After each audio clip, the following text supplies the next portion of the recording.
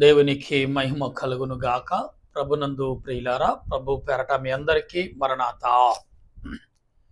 ఈరోజు మరొక దినమున దేవుని యొక్క సన్నిధి క్రమములోకి మనం వచ్చాం. ఈరోజు పాఠం కూడా దేవుని సన్నిధి క్రమం. దేవుని సన్నిధి క్రమము లేదా ప్రార్థనా స్థలం, దేవుని ప్రార్థన క్రమము. గనుక మనం ఒకసారి ప్రార్థన చేద్దాం. తలలు వంచండి. పరిశుద్ధుడా పరిశుద్ధుడా పరిశుద్ధుడా, ప్రేమమయుడా, కరుణమయుడా, వందనాలయ్య. ఈ సమయంలో నీ నామమును బట్టి మేము ప్రార్థిస్తుండగా నీ సన్నిధి కాపుదలను, నీ సన్నిధి మేలును, సన్నిధి సహాయము నాకు తోడుగా, రక్షణగా, మేలుకరమగా, దీవెనకరమగా, ఆశీర్వాదంగా ఉంచి బలపరిచి నడిపించమని ప్రార్థిస్తుండగా, సర్వోన్నతుడి స్థలములో ఆయనకి ఇష్టలైన వారికి సమాధానము కలుగునని నీ వాక్యము ద్వారా, నీ ఆత్మ ద్వారా మమ్మల్ని సిద్ధపరిచి నడిపించమని ప్రార్థిస్తుండగా, ఆత్మీయుడ, ఆలోచనకర్త, తండ్రివైన దేవా, ప్రేమమయుడా, సర్వోన్నతుడా, సర్వాధికారమైన మా ప్రభువా, నీ కొందనాలు, స్తుతులు, స్తోత్రాలు. ఎందుకంటే ప్రభా, నేను మాట్లాడితే ఎవరు వినరు కనుక నీవే మాట్లాడండి. మీ ఆత్మ నడిపింపును మాకు దయచేయండి. అలుపుడు నన్ను నీ సిలువు చాటును మరుగుపరచండి. నా కంఠస్వర నీ బోరుగా వాడుకోమని క్రీస్తు పరిశుద్ధమైన నామములో అడిగి ప్రార్థన చేయుచున్నాను పరమ తండ్రి, ఆమేన్. మన తండ్రి అయిన దేవుని ప్రేమ, దేవాతి దేవుని కృప సదా మనకు తోడుగా ఉండి నడిపించును గాక, ఆమేన్. ప్రభునందు ప్రియా దేవుని బిడలారా, ఈ దినము దేవుని ప్రార్థన క్రమము, దేవుని ప్రార్థనా క్రమములో లేదా దేవుని పరిశుద్ధమైన క్రమములోకి మనం దేవుని పరిశుద్ధమైన క్రమము. ఈ దేవుని పరిశుద్ధమైన క్రమము ఎలాగ ఉండాలి, ఎందుకు ఉండాలి అని వాక్య గ్రంథములో చూసినడలా ప్రకటన గ్రంథము 1వ అధ్యాయం 10వ వచనములో, ప్రకటన గ్రంథం 1వ అధ్యాయం 10వ వచనములో మాట్లాడుచున్న ఈ మాటలని మనం ఆలోచిద్దాం ఒకసారి. ఎందుకంటే అమ్మా, ప్రభువు దినమందు ఆత్మవశుడునై ఉండగా బోరధను వంటి గొప్ప స్వరము, అంటే ప్రభు యొక్క ఆత్మస్వరూపుడిగా మనం ఉండాలి. అంటే దేవుని యొక్క ఆత్మను పొందుకున్నట్టు వాళ్ళే. ఇక్కడ ఈ దినము క్రమం ఏంటంటే దేవుని యొక్క పరిశుద్ధమైన క్రమము. ఈ దేవుని పరిశుద్ధమైన క్రమములో పరిశుద్ధాత్మ దేవుని యొక్క క్రమముకు మనం లోబడిన వారిగా మొదటి అంశంలో రాయబడిన మాటను చూస్తున్నాం. ఫిలిప్పీ పత్రిక 3వ అధ్యాయము 3వ వచనములో అపోస్తుడైన పౌలు ఫిలిప్పీ సంఘానికి రాస్తున్న ఈ మాటలను క్లుప్తంగా మనం వివరించుకుంటే, చదవమ్మ. ఫిలిప్పీ పత్రిక 3వ అధ్యాయం 3వ వచనములో, ఎందుకనగా శరీరమును ఆస్పదము చేసుకొనక దేవుని ఆత్మ వలన ఆరాధించుచు క్రీస్తు యేసు నందు అతిశయపడుచున్న మనమే. అంటే ప్రియులారా, ఒక్కొక్క వచనమే. ఎందుకంటే ఆత్మకు ఎలాగు లోబడాలి, దేవునికి ఎలాగ మనము విధేయతగా ఉండాలనేది ఈ వచనాలు మనకు బోధిస్తున్నాయి, వివరిస్తున్నాయి. ఈ వాక్య యొక్క సారాంశం ఏంటంటే, దేవుడు మన మధ్యకు వచ్చినప్పుడు మన ఆత్మ రూపముగా ఆత్మను కలిగి లేదా ఆత్మను పొంది ఆయనకు లోబడిన వారంగా ఉండాలనేది ఈ వాక్య యొక్క సారాంశం అనేది మనం గమనించాలి.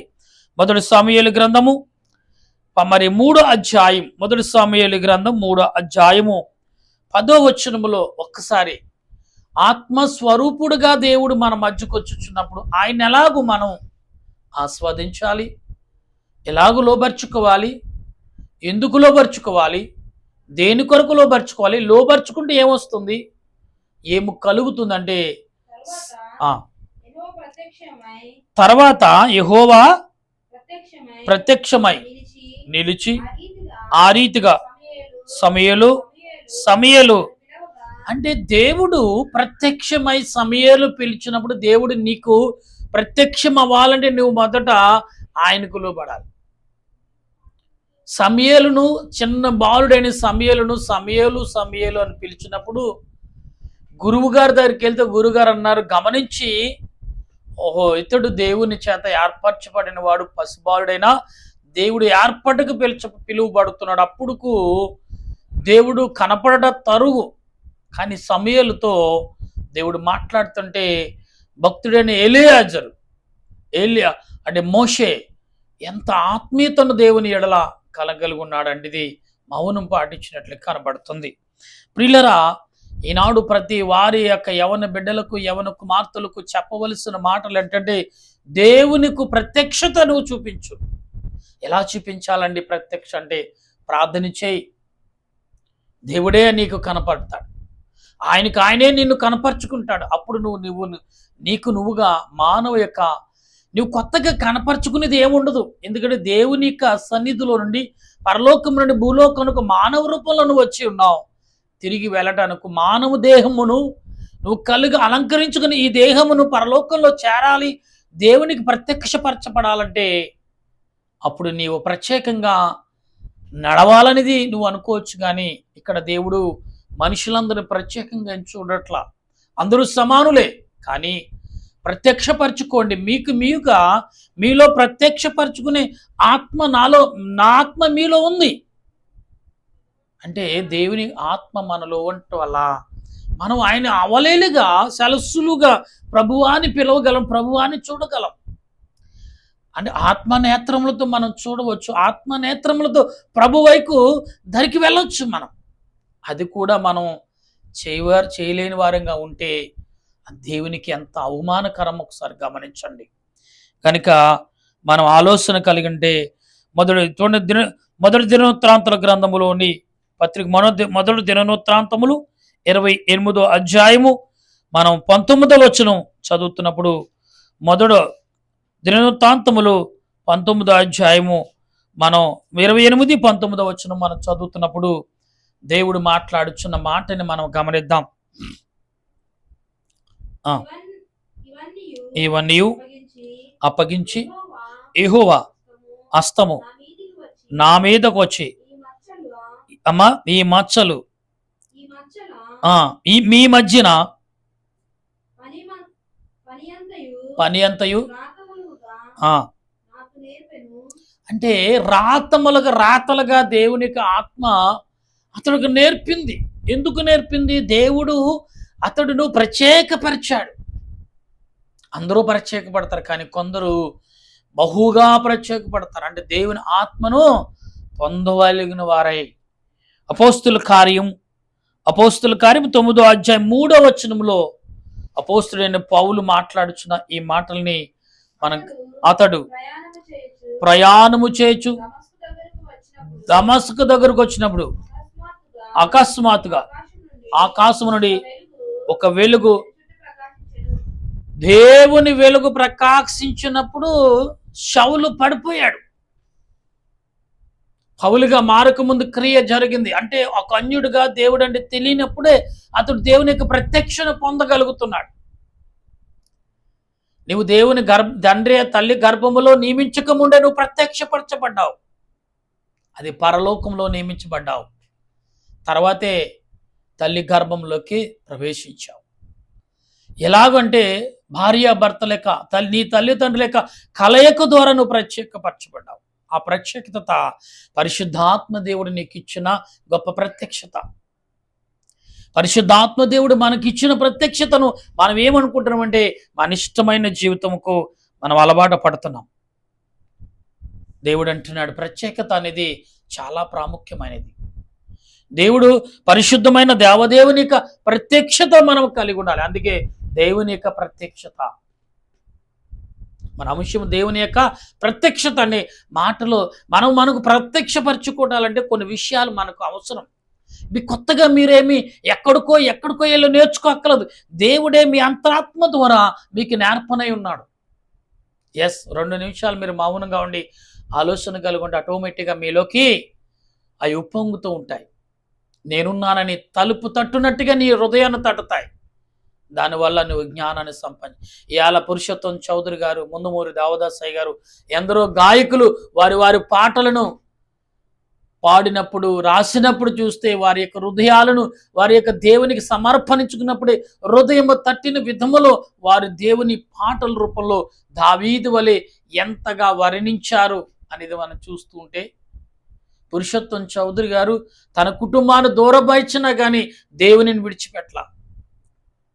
ప్రభునందు ప్రియులారా, ముందుమూరి దేవదాసయ్య గారు కూడా అంతే. దొరలో ఉదయాన్ని సేవలు మేము చూసుకోమన్నప్పుడు, ఒంటరిగా ఉన్నప్పుడు దేవునికి మొరపెట్టినప్పుడు ఆయన ప్రత్యక్షత ఏంటో చూపించాడు దేవుడు. నువ్వు సామాన్యుడు కాదయ్యా, నా కొరకు నియమించబడినవాడు, నువ్వు ప్రత్యేకించబడినవాడు, నీ ప్రత్యక్షత వేరని, ఇది అసలు నీ ప్రత్యక్షత ఏంటో నేను చూపిస్తానని దేవుడే స్వయముగా చూపించాడు ముందుమూరి దేవదాసయ్య గారు. ఈరోజు ఇలాగా ఎందరో మన కళ్ళ ముందు కనపడుచున్నారు ప్రియులారా. దానియేలు గ్రంథము 5వ అధ్యాయము 24వ వచనములో, దానియేలు గ్రంథం 5వ అధ్యాయం 24వ వచనములో భక్తుడైన దానియేలు ఎందుకు ప్రత్యక్షత అంటే దానియేలు బాగా ఎరిగినవాడు. చిన్నప్పుడు తల్లిదండ్రులు చెప్పిన మాటలు దానియేలు బాగా విన్నాడు. దేవునిని కూడా ప్రత్యక్షంగా చూసినట్టుగానే ఆయన ప్రత్యక్షపరిచాడు. 5వ అధ్యాయం 24వ వచనంలో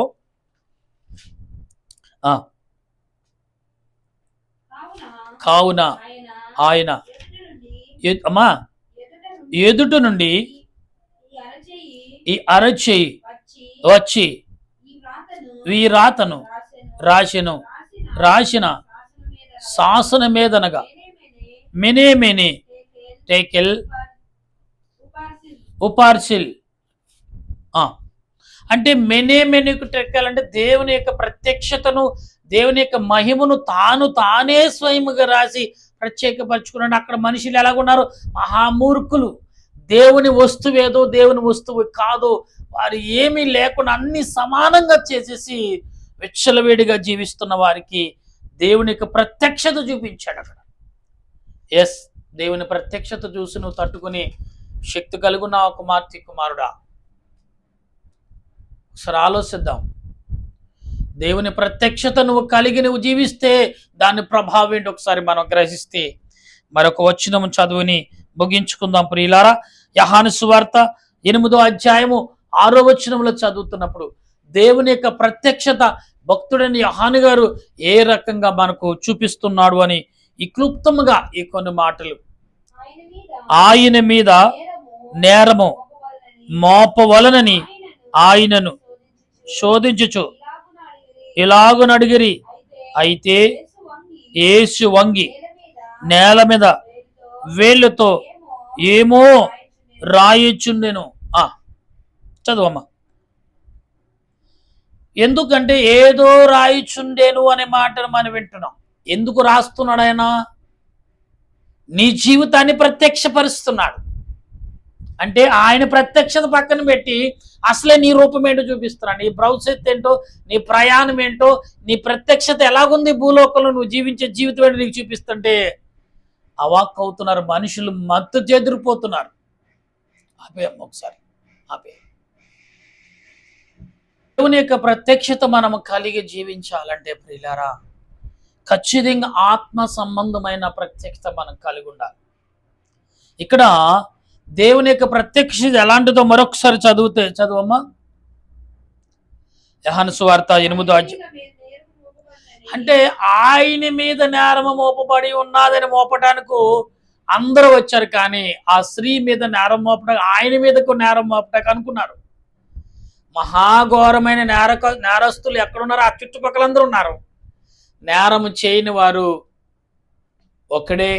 ఆ తల్లి కూడా నేరానికి చేయటానికి, ఎందుకంటే తన జీవితము నేరం అనుకుంటారు. వ్యభిచారం అంటే నేరంగా భావిస్తారు. కానీ బతుకుదేరి లేక, పరిస్థితి ఏమీ లేక ఆ స్త్రీ ఎంచుకున్న నేరముగా భావిస్తున్నాడు ప్రియులారా.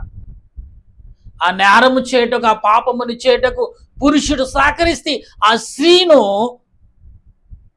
పాపగా మార్చేస్తాడు. అసలు మార్చవలసింది, అమ్మా ఇది చేసి తప్పు, నీకేం అవసరం అమ్మా, నీకు సహాయంగా నేను ఒక పురుషుడిగా, ఒక అన్నగా, ఒక తల్లిగా, ఒక తండ్రిగా, ఒక సహోదరుడిగా, ఒక స్నేహితుడిగా నీకు సహాయం చేద్దాను, ఈ పొరపాటు చేయొద్దమ్మా అని పురుషుడు చెప్పవలసిన వాడైండి ఆ స్థానంలో ఆమెను ఒక పాపిగా నిలబెట్టేస్తున్నాడు.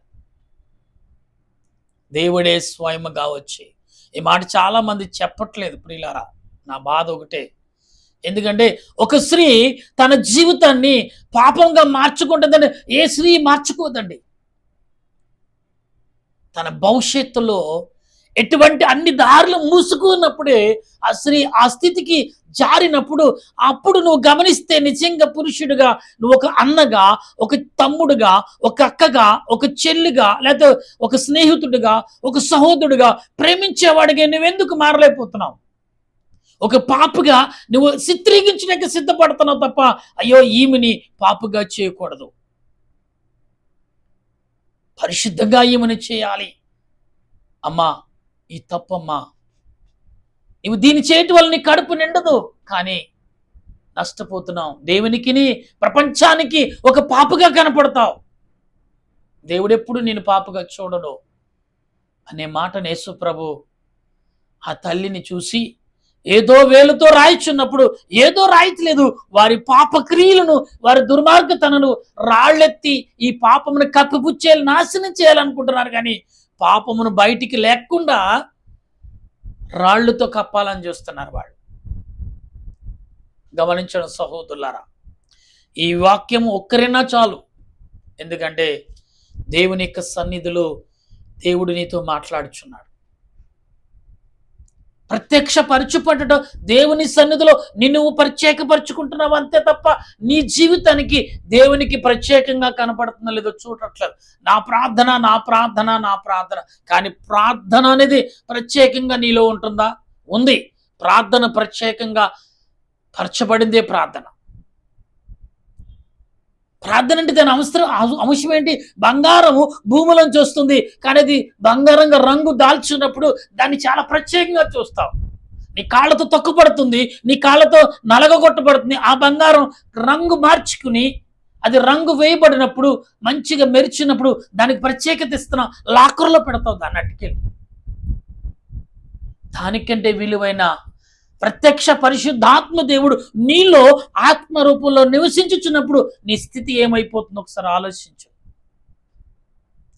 ప్రత్యక్షత నీలో ఉందా? ప్రత్యక్షత నీలో నిజంగా ఉంటే క్రీస్తు యొక్క మహిమను నువ్వు నిజంగా సాక్షిగా నిలుచుంటావు. కుమార్తె, కుమారుడా, ఒకసారి ఆలోచించండి. దేవుని సన్నిధిలో ప్రత్యక్షపరచబడట, దేవుని సన్నిధిలో ప్రత్యేకించబడట ఎంత ఆత్మీయతను. భక్తులు ఎందరో ప్రత్యేకపడబడ్డారు. అందుకే చరిత్రలో వారి పేర్లు రాయబడ్డాయి. వారి చరిత్రలు, వారి పేర్లు చెప్పుకుని మన దైవవాక్యానికి వింటున్నాం. ఒకసారి ఆలోచిద్దాం. ఆ స్త్రీని ప్రత్యేకంగా చూశారు వాళ్ళు, కానీ యేసు ప్రభు ప్రత్యేకంగా చిత్రీకరించాడు. ఆయన చూసింది వేరు, చిత్రీకరించిన వాళ్ళు. చిత్రీకరించే శక్తి నీలో ఉన్నప్పుడు అలాగ చూడు. నీవు చూసించే రూపులు వేరు, చూసే ఆలోచనలు వేరేగా ఉంటాయి. చిత్రీకరించుకో. నువ్వు ఆమె నా చెల్లెలు, ఆమె నా అక్క, ఆమె నా తల్లి, నా స్నేహితురాలని అని చిత్రీకరించినప్పుడు ఆత్మ సంపూర్ణమేత నిన్ను నువ్వు ప్రకటించుకున్న క్రీస్తుని ప్రకటించేవాడుగా కనపడతా సమయంలో. అటువంటి ఆత్మీయ బలము పరిశుద్ధాత్మ దేవుడు ఈ సమయంలో మనందరికి అందించి దేవుని ప్రత్యక్షత మనం కలిగి ప్రార్థించే కృపను అందించునుగాక. ఆమేన్. ప్రార్థించుదాం. ప్రేమగల తండ్రి, వందనాలయ, స్తోత్రాలు తండ్రి. సమయంలో ప్రత్యక్షత, దేవుని యొక్క ప్రత్యక్షత కనపరుచుకునుట ఎంత గొప్పదో మేము చూసాం. దేవుని ప్రత్యక్షత అనే మాటలో ఎంతో గొప్ప ప్రత్యక్షత చూపించావు. అవును కదా. ఎందరో దానియేలు తన ప్రత్యక్షం చూపించావు తండ్రి. నీ కుమారుడు యేసుక్రీస్తు నీ మహిమను, దేవుని కుమారుడు యొక్క ప్రత్యక్ష ఎటువంటిదో చూపించాడు ఒక స్త్రీ రూపంలో.